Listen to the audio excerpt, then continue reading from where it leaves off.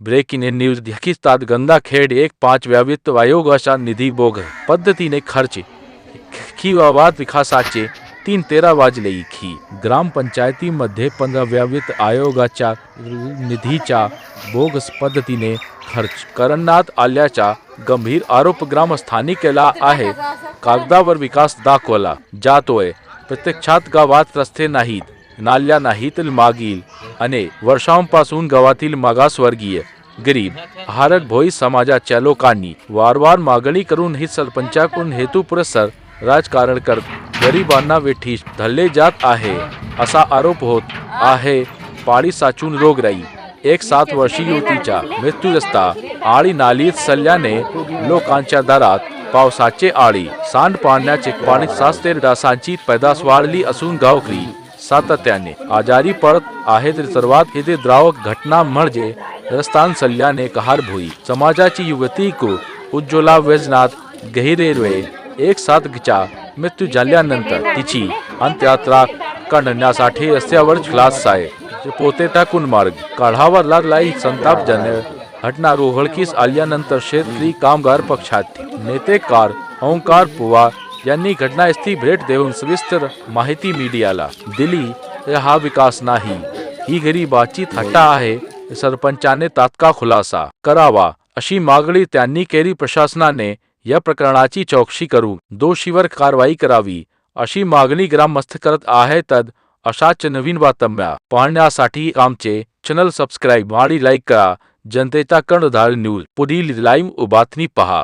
ग्रामपंचायत खळी, तालुका गंगाखेड, जिल्हा परभणी। आज खळी गावामध्ये एका 17 वर्षीय युवतीचा या ठिकाणी दुर्दैवानं मृत्यू झाल्याच्या नंतर त्या युवतीच्या घरासमोर इतका चिखल आणि डबकं साचलेलं होतं की घरासमोर तिला ठेवायला जागा सुद्धा उपलब्ध नव्हती आणि तिचा मृतदेह गोदावरी नदीच्या काठावर घेऊन जाऊन त्याची अंत्यविधी करण्यासाठी रस्ता उपलब्ध नसल्यामुळे त्या ठिकाणी साळे टाकून आणि पालापाचोळा टाकून या ठिकाणी रस्ता करावा लागला। इतकी वाईट आणि दुर्दशा या खळी ग्रामपंचायत अंतर्गत व्यवस्थेमध्ये झालेली आहे। मागच्या अनेक वर्षापासून लोक या ठिकाणी रस्ता करण्याची मागणी करत आहेत, पण गावचे सरपंच असेल किंवा ग्रामपंचायत असेल भेदभावपूर्वक या ठिकाणी राजकीय हेतूस परस्पर द्वेषाचं राजकारण करून या ठिकाणी त्या लोकांना मागच्या अनेक वर्षापासून या ठिकाणी रस्ता दिला जात नाहीये। सर्व मागासवर्गीय लोक त्या भागात राहतात।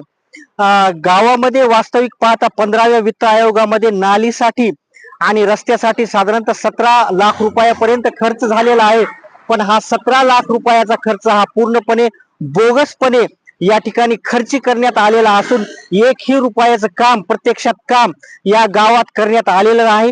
मागच्या अनेक वर्षापासून गावचे लोक या संदर्भात जिल्हा परिषद असेल किंवा पंचायत समिती असेल यामध्ये तक्रारी करतायत, पण कोणताही अधिकारी या तक्रारीची दखल घ्यायला तयार नाही। इतक्या मोठ्या प्रमाणावर बोगस काम करून सुद्धा या ठिकाणचा बेधुंद कारभार अशाच प्रकारे चालू आहे।